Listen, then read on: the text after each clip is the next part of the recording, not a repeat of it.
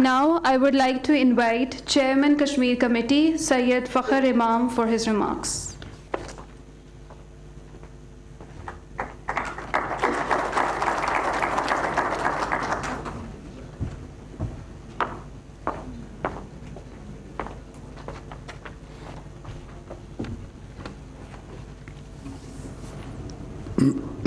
Bismillahirrahmanirrahim. The Honorable Prime Minister of Pakistan, honorable members of the Cabinet, honorable parliamentarians, honorable service chiefs and the senior officers and all the gentlemen who represent the armed forces of Pakistan, the honorable diplomats, ladies and gentlemen, Assalamu alaikum. Today is a day of commemorating what this country was established for, that the Muslim majority areas sought a separate homeland under the leadership of the Honorable Qaid-e-Azam Muhammad Ali Jinnah. Under his dynamic, far-reaching, long-term, what in modern terms is called vision, he sought that the two communities which had lived together would not be able to live in harmony forever. And what has transpired in the last 6 years, and in particular since the 5th of August 2019, has justified Qaid's way of looking at how the newly independent states of Pakistan and India would evolve. Under the very myopic, tyrannical, and extraordinarily short-sighted policies of the triumvirate of Prime Minister Modi, Amit Shah, and Doval, the three, I think, are the triumvirate who drives India's philosophy today.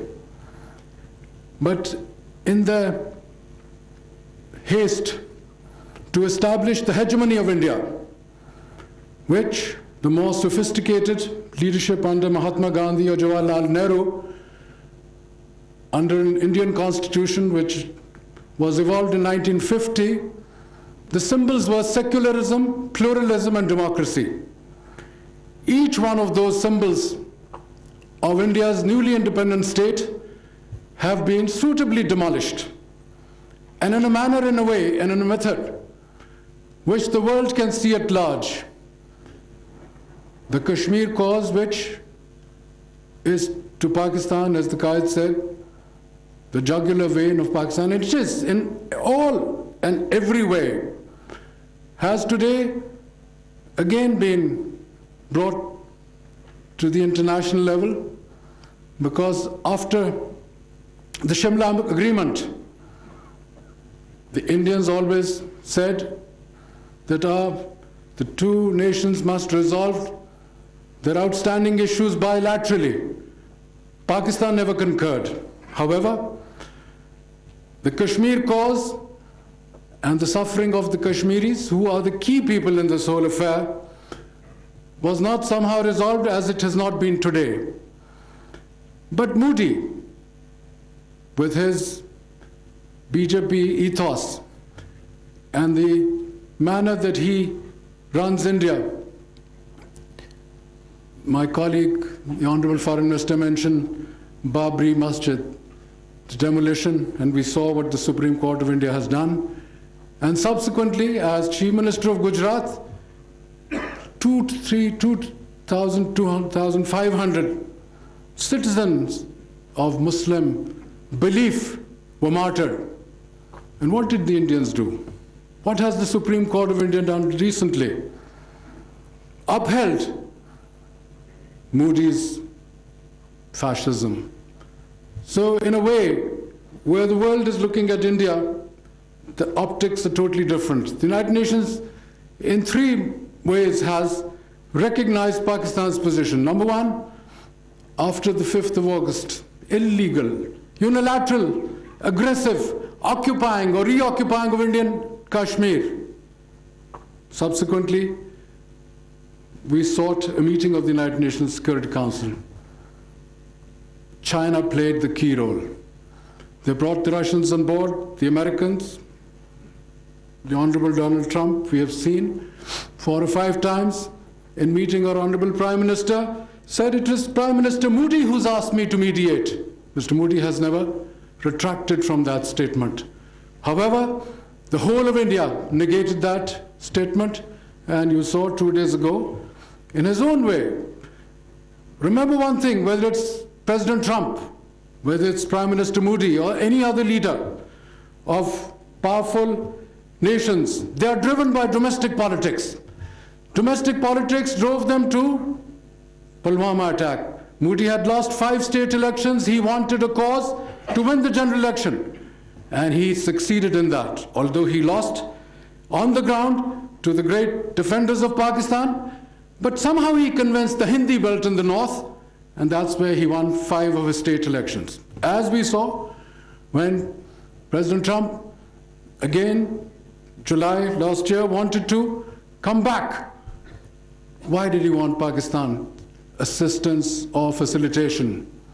Because he was heading for the November election, December this year, presidential election.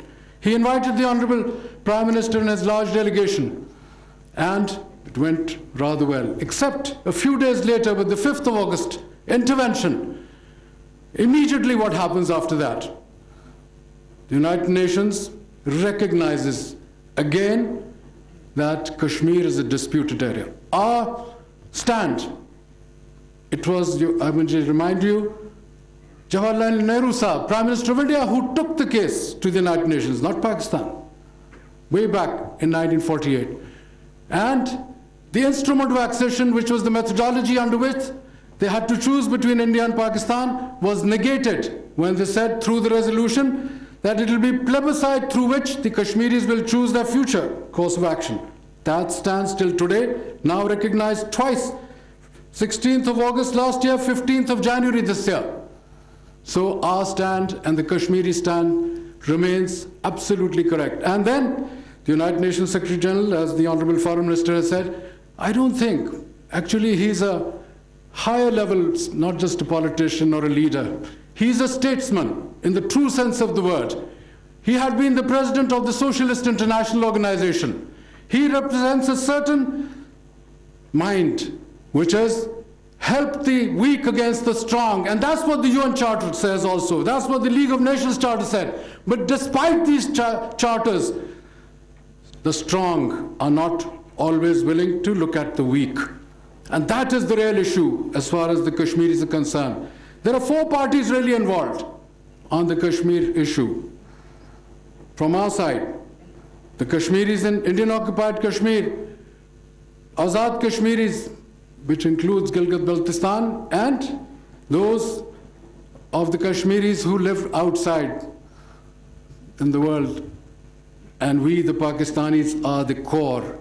Because, as the Honorable Quaid-e-Azam said, partition plan is not complete without resolving the Kashmir issue. That is the key element today. The United Nations has given us the stamp. They don't have the authority to carry out. It has to be the permanent 5 members. And as our Honorable Prime Minister in his most effectively portrayed speech on the 4 elements that he spoke of, which were climate change, money laundering, Islamophobia, and most of that speech was on Kashmir. I say it to his face here because I feel in the last 40 years at least, the Pakistan case has never been better articulated to the people present there and to the rest of the world. Today, after Mr. Trump's visit, we the Pakistanis, we are now 220 million. This part of Pakistan was 30 million when we became an independent sovereign state. We lost, unfortunately, half our people. But today, we should not always look to others. We should make the resolve that unless and until we, each citizen of Pakistan, wherever he or she is, stand up for their rights and protect ourselves as competitors to the rest of the world. It's been far too long, that 57 Islamic or Muslim states, despite the trillions of dollars that they've had, we have never been able to come up to that level of excellence, that level of performance which the world expected, especially the state of Pakistan, to do. I, for one, feel we've now got the opportunity, the way this Kashmir issue should become the trajectory to project ourselves in the world. But most of all, we need to sort out our own economic and political dynamic on the ground so that the citizens of Pakistan get justice above all, opportunities above all, institutions of learning and excellence above all. And if we can establish that, I, for one, would feel that Qaid-e-Azam Muhammad Ali Jinnah's unity, faith, and discipline would have been achieved. Thank you very much.